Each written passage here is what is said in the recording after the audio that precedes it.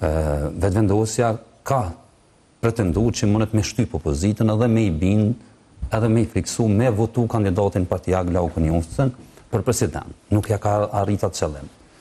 Në një botë normale, politike, ka tërmarrë se është fundi i negociatave për president.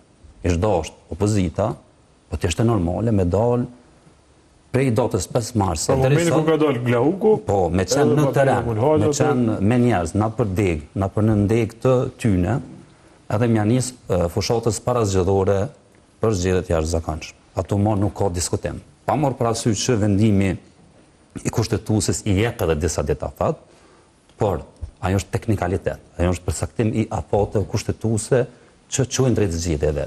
Veprimi politik është ndërmarrë. Nëse te kisënim me rrezu kurtin, ti shekon në teren, i shekon në parafushat zgjedhore.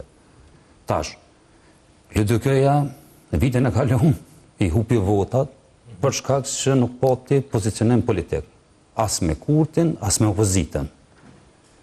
Tash, në 2026 e kanë ndërru, po nuk po marrin një pozicionim politik, po marrin dy pozicionime, dy opsione. Edhe po negociojnë me kurtin, mos rastësisht, po na jep postën e presidentit, edhe në anën tjetër po negociojnë me Vjosa Osmanin me kriju një grupim politik që arrin me dobësu kurtin. E këto dyjat nuk shkojnë. Nuk mundesh edhe me prit një dhuratë nga kurti, edhe me prit një grupim me Vjosa Osmanin në rrezu kurtin. Negocimi me kurti, po duket që dobëson këtë bashkimin e mundshëm me zonin Osmanit.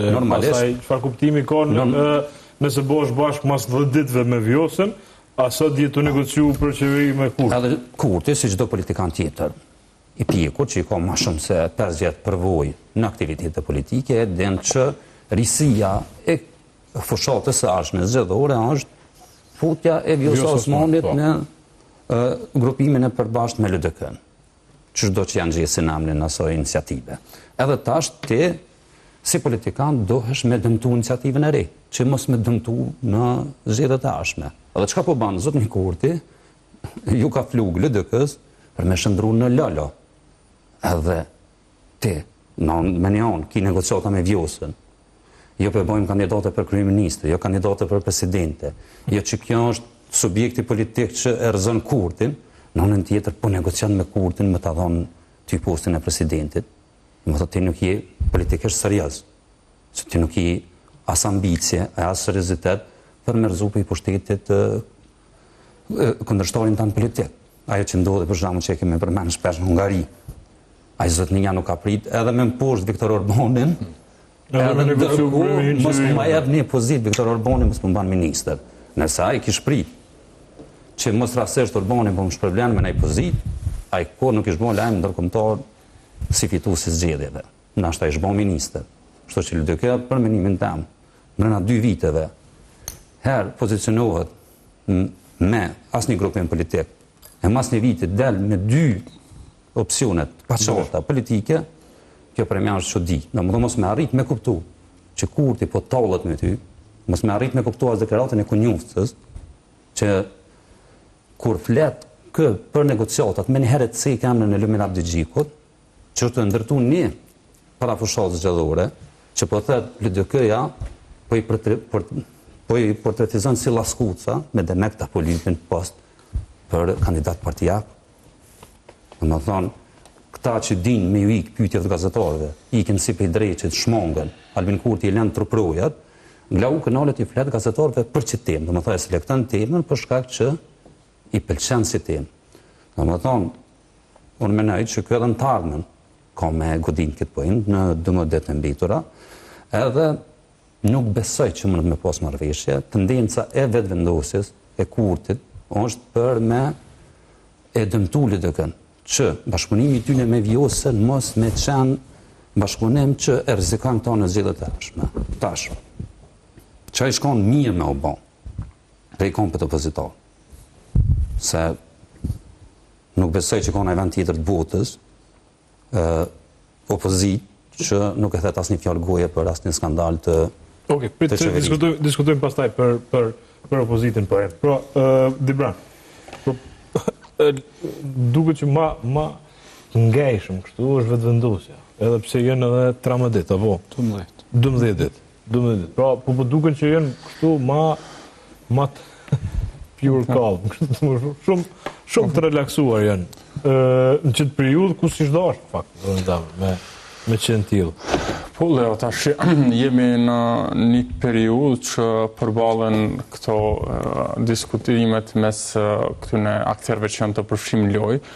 Unë disha me nisë me diçka tjetër sot, që do këtë së mrapshti, po përbindin tam është përsëmbari me nisë diskutimin, që na jemi të folë tash një vit e sa për themelimin, konstituimin e institucioneve, edhe reprezentuzve, përfaqësuzve të këtyne institucioneve që më të na qeverisë neve, si shoqëni, dhe tash një vjet e 2 muaj sa po bo, na jemi në ngërçje do kriza institucionale, në ndërkohë, nëse i sheti lajmet ditore, lidhja mundet mos me qenë tepër direkte, po në çdo pore të shoqënisë ndihet mungesa e institucioneve dhe papërgjegjësia e institucioneve.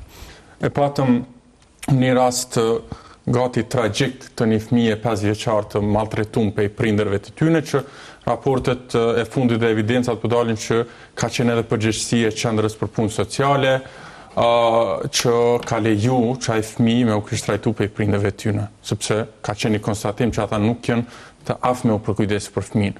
Sot e pasëm një rast tragjik në Malishev, që një bab me 2 fëmijë është mbyt dhe ju mundi me thonë çka është përgjegjësia e institucioneve, ato banesa ishin banimet sociale, me gjasë është pushteti lokal, pushteti qendror përmes Ministrisë së Punës e Mirëqenies i përfshim në një formë ose tjetër. Pra neve në trupën shoqënore na ndodhin tragjedi çdo ditë, a na paradoksalisht që 3-4 muaj folim për kreun e shtetit, për kryeministrin, ato nuk vërehen ose vërehet pa përgjegjësia dhe mungesa e seriozitetit të këtyre institucioneve në jetën tonë përditshme. Prandaj, neve na vjen sa më shumë amulli, sa më shumë mjegull, sa më shumë diskutime boshe për ato që i dashur me qenë shteti dhe institucionet e përgjegjshme në përditshmërinë tonë. Më thënë kjo si piknisje. Tash për deklaratat, se pashmangshëm dojmë më fut këto. Jo, do të më fut këtu te deklaratat, por me pas sa jo seriozisht e kanë këta. Kosta jonë politike, me qenë këtë të papërgjegjshëm, sepse kriza do këtë artificiale, stisum komplet, merren veç me qësi fjali boshe, se me thonë edhe ka kontradikta pa fund. E na, çka muj me bosht, mi qitë në sipërfaqe të deklaratat e tyne, nga të gjitha anë, si me thonë. Për Glaukon Jufcën dhe deklarimet e tij të sotshme, thanë që deri sot nuk është hap tema për presidentin partijak.